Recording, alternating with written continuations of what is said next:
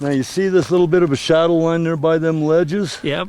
Just right on the other side of that, over there where that's been burnt, there's an old cabin and mine right in there. Ah. To get to it, you go over here and park at the dam. And then there's a trail that goes right. See it going along the hill? Mm-hmm. That's the old trail they used to get up into the cabin. Ah. Yeah, I can see it there. And we're just here, we're just up above Moon Lake here. That's Moon Lake down there. And you're saying down here is the paint mine, the old paint mine where they got the... Yeah, they got oxides out of this straw down here to make paint with. Right down here in this straw, there's the paint mine. Then right over here on the other side of that ridge right there where them trees are, I think it's right there or up over, but there's the crystal mines right over there. Yeah, there's actually 3 mines in here. There's one over here by the cabin. There's one over in that little draw, and there's another one down there where you're talking about. There's 3 mines in there. And then the old pre-Diluvian or pre-Adamic, whatever it is, that the columns carved in the rock with the entrance is right over there in them ledges. The pilot told me he was taking shots of the south slope here, and I talked to the pilot myself. He gave me the maps. I wasn't supposed to, but he gave me coordinates and told me verbally right from the horse's mouth that the columns are carved in the rock. They're not made columns. They're carved in the rock like you'd see in Afghanistan and Iraq. Yeah. And then there was a square entrance opening right between them. So we tried to glass it. We tried to see it with the glass. But that's as close as you can get. There's a trail goes up the head of Moon Lake, but it cuts left and doesn't go right back up in there. So from there, you got to walk. You got to hike over to them ledges to get to that structure. And he told me right there. I got the coordinates to it and everything. Really? Yeah. Yeah, so that gold, that ingot you seen that we made came out of the ore we got out by the smelter. So you getting rock and crushing it? And it's already crushed. You're just panning it. It's already right out of the creek. Yeah, it's already crushed, laying next to the smelter. Wow. And so there's a mine up in the head of them where they were mining, and then there's somewhere in there's got to be an arasta that they were crushing with. But all the ore right next to the smelter's never been touched. There's not a rock missing. The smelting pot's still in it with the chain. Wow. Still down in there. The door's still on it, the metal door, everything's still on it. We did pull some of the tools out of there a few years ago, some of the sledgehammers and stuff, the old Spanish sledgehammers and whatnot. But that smelter's never been touched by modern man. I got to go see that. Dude, it is the most coolest thing. Let's get the helicopter. So that's what Terry was saying. We get a helicopter and go over there and get dropped off over there in the creek bottom or something over by that old dwelling. Now the pilot says he thinks it's pre-Adamic. He thinks it's pre-Adamic. He's dead. He says pre-Diluvian for sure. Let's stay on the backside of that thing. Backside of what thing, Chad? Great, thank you. Hey, I got Chad here from Maine. From Maine, all the way from Maine. Yep. I met him at the Mountain Home Lodge, and man, we're on a tour here. We're adventure, that's for sure. We're on an adventure, and we got Greg Gardner, the owner of Mountain Home Lodge and Moon Lake Lodge here, and that Mountain Home Lodge is the stopping off point for all these different drainages, and so now we're checking them out right now. Round up. Introduce Dave. Dave, they know Dave, man. He's kind of a celebrity. I got to go with you one day. Cabin Creek. If I could get into that mine in Cabin Creek, we'd all be wealthy men. Really? Wealthy men. We would all know how to work at it. Yeah, there's a gold mine right in there. Now there's some modern equipment, and I don't know how they got it in there. They had to have helicoptered or something to get that equipment in there. But you go down to Cabin Creek, and there's all kinds of old mining equipment and mines down in there. But the Spanish mines are back up in the head of the draw.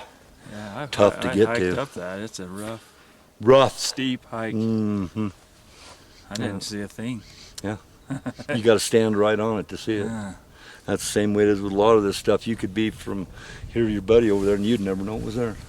But now with this fire, well, we just seeing that he didn't know about. I mean, this is stomping grounds. He's with this fire, man. He's pointing out that there was a dig off the side of the road that he had no clue there was there. I didn't even know it was there. That's the first time I seen that. Really? What, on the way up? Yeah. Is it a big hole in the ground? Yeah, there's a big dig off the right hand side. I saw that. I was like, what was that? Yeah, I've seen all the dirt burned up there. There's an old dig right there. I didn't know that. I had no idea. I don't know everything in this country, but this is where I grew up as a kid. This is where I bow hunted up here in red bed grounds and got to the East Basin, and me and my brother built a cabin up in there and got it up to square, never finished the roof on Wow. it. But when I was up in there this last week, I couldn't find it. I looked for 3 hours. On my horse, riding around all over there, couldn't find it. But that rock structure we need to go to, boys, is right up in there, and Terry ought to do us a little documentary. Go up there and locate it and find it, and then get a hold of Terry and bring his equipment up and do us a little documentary up in Well, I think I'll get you with the guy. We'll get your story. I'll get you with the guy, and we'll get a helicopter that has the helicopter, and I'm pretty sure he'd take us up there. That'd be all right. That'd be the way to get in there if you had a we'll do it. helicopter. That'd be awesome. We'll do it. Let's do it. Sooner than later, man. Yeah. You know, I'm really surprised we're preferably getting up here before right I leave to go. now. Usually there's a big drift of snow all along that sand right in There there. was no snow this year. No, there wasn't. So supposedly up above your lodge up there's some rock structures. There's some rock buildings up above the lake up there, and Randy knows all about that, knows about the miners, knows about the people that were in there, and I'm sure he'd be happy to tell you all about the history around that. Love to see that. Yeah, I want to talk to him, and Yeah, let's line that up. Get back to Duchesne. yeah, Maybe let's I'll line this up, man. I'd like to talk to him about that. Swing by his house and introduce you to him 'Kay. on the way back through. Okay. He's a good old boy. And he's not one of them that's not willing to tell you something. If he knows something, he's more than happy to tell you because he's been there and scratched his head about it, you know. Well, you know, every Tuesday, the first Tuesday of every month, we have a get-together at Mountain Home Lodge there. Tuesday? For treasure hunters. Yeah, you'll have to come. Bring him. Oh God, I'd love to come up there and hear some of them stories. You got to come up and tell your story. Yeah. Well, I don't know. Terry's got been more been bugging about doing an interview with me for I'm 3 years. I'm going to get a couple stories out of him today.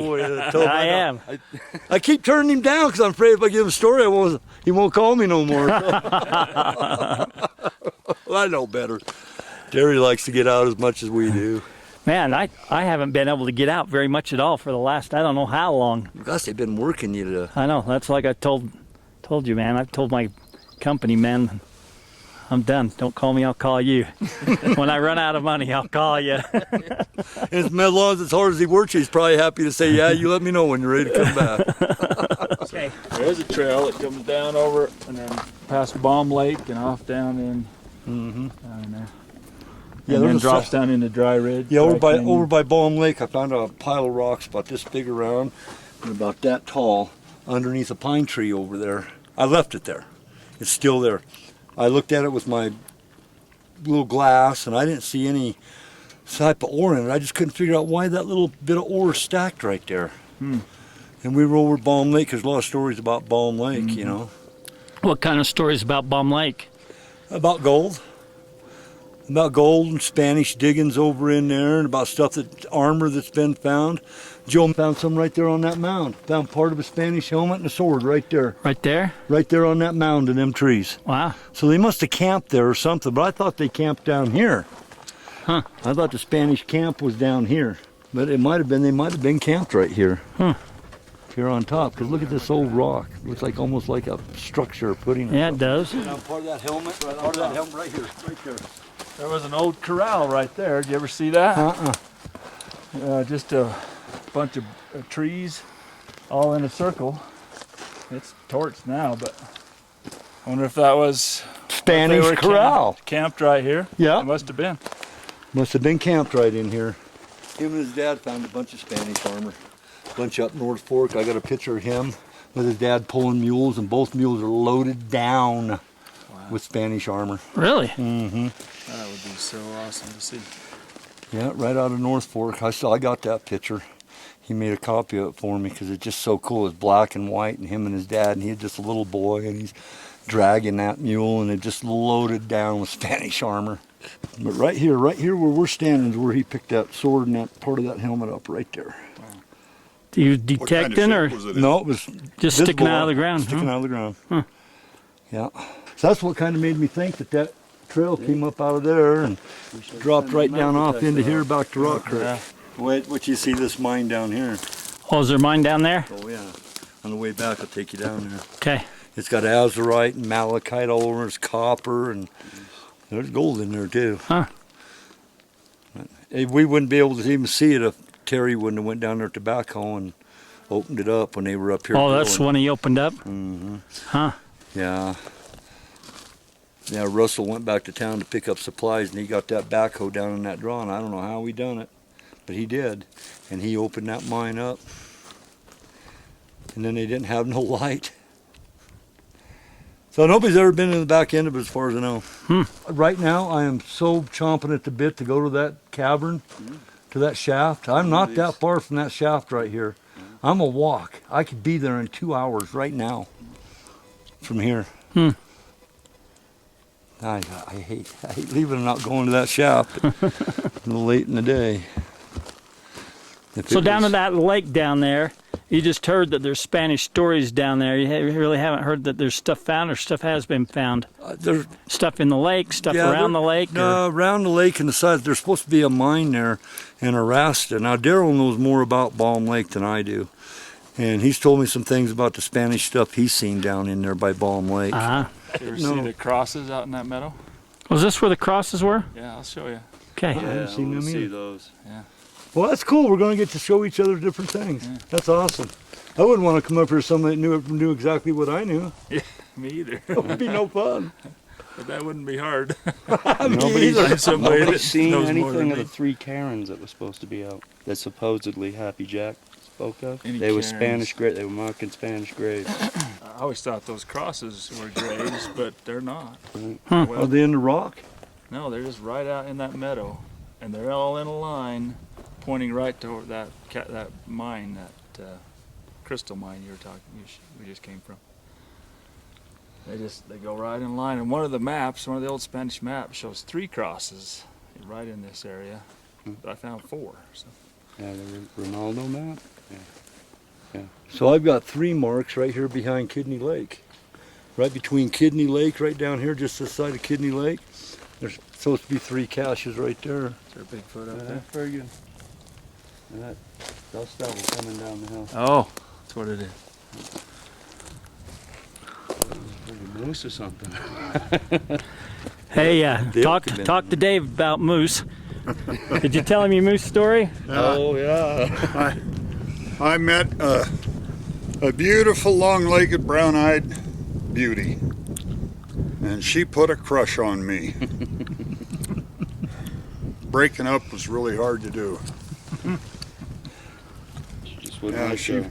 she broke my hip, my lower back, my ribs, my shoulder, my clavicle, and then she come and looked right at me right here, and then she cocked her head back, and I just thought, uh-oh. Headbutt. Yeah, right across. It was lights out. When I woke up, I was 20 feet away, and my ATV was tipped over on its top.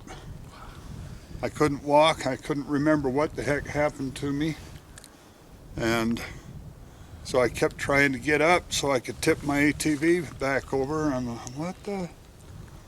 And then it all came back, you know, that damn moose. And I would have still been there, but there was a woman and her nephew walking down the trail. And I heard, "You need any help?" I thought, the angels have come to save me. And they took me, they picked me up, they went and got a car and picked me up and took me back to my cabin and helped me get up into my easy chair in the cabin, and I passed out. My wife gets home, sees I'm taking a nap, doesn't want to bother me, so she goes out for a walk and runs into him, and they ask how I was, and she didn't know a thing about it. And she took me down to the hospital, and I was in intensive care for 3 days. I had moose teeth marks in my skull where she picked me up, tried to break my neck. That's how they kill wolves. They grab them by the head and shake them, break their necks. And I had teeth marks in my skull, and you know, that was a hard recovery. It really was. I lost my memory. I couldn't remember. I'm a professional storyteller, and I couldn't remember my stories. So I had to read them and relearn them. And eventually my memory started coming back. But I'll be talking to you and forget what I'm talking about. And Yeah, I thought I was going to have Alzheimer's. So, so did you he, see the moose coming? No, He was on his four-wheeler. I was making a turn, so I was looking that way, and I saw something move out of the periphery of my vision, and I turned around just in time to see her hit me. Wow. She T-boned me, just bam. But she didn't knock me off my ATV. She had to pick me up and throw me. Because the gas tank, she tried to break my neck, but I was straddling the gas tank. And so she just picked me up, and I'm sure she came after me. I don't know what happened to me after that, but my dog saved my life. My dog had a broken leg. She apparently kicked it and saved my life. So I'm really lucky to be here. Man, I'd say, because them moose are mean. Yeah, my neurologist worked in, somewhere in Canada. And he says, you know, I never even thought you'd be walking into my office. I thought you'd be coming in a wheelchair. And I showed him my Fitbit because I got to the hospital about an hour and a half early. So I just walked all over around there. I put in over a mile just waiting for my appointment. And I looked at my Fitbit and showed him. I said, that's how much I've been walking this morning. He just shook his head. He says, you are a miracle. So, Well, so you're like the fourth story I heard about people getting beat up by a moose. yeah, he says they're much worse than a grizzly. I can't believe that, but that's what he said. They're more dangerous than a grizzly Well, you bear. know, anytime I see a moose in the wood, Yes. I'm backing away. You know, if they look at you, that's a sign of aggression. So if you're coming up on a moose and it's looking at you, you better back out. Well, anytime I see one, I do, because I've heard so many horror stories about what moose have hurt people and killed them. Mm-hmm. Stomped them, just start stomping them. I think that's how I got some of my injuries, is she took care of me Went after to she knocked stomping me you. out. Knocked you out and then went to stomping on you. Yeah. Well, you are lucky. But I've never really recovered in the lower back. Right now, I'm just, boy, Bouncing on that road. just killing me. It was sore before I came up here. I thought, hey, all of this is going to set my back in. I don't need a chiropractor You know, we might anymore. get you on a horse. I heard a horse is good for your back. Wow. That movement on a horse. That'd be fine with me. I mean, I'm sure I would hurt for days after, but it's they put me in a rehab center, and I pushed it. When the doctor says, I want you to walk up and down these steps 5 times, I did 10. If he wanted me to lift weights with my legs 10 times, I'd do 20. And I just pushed and pushed and pushed, and I said, I want out of here by December 12th. And I had a goal. I was going to get released from the rehab December 12th. That doggone doctor, he says, you know, you're doing so good, I would have let you go home 2 days ago, but you had a goal of the 12th. So.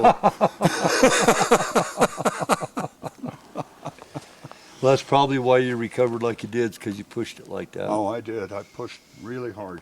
Well, they say no pain, no gain. Yeah. Yeah. We all ought to be pretty gainful.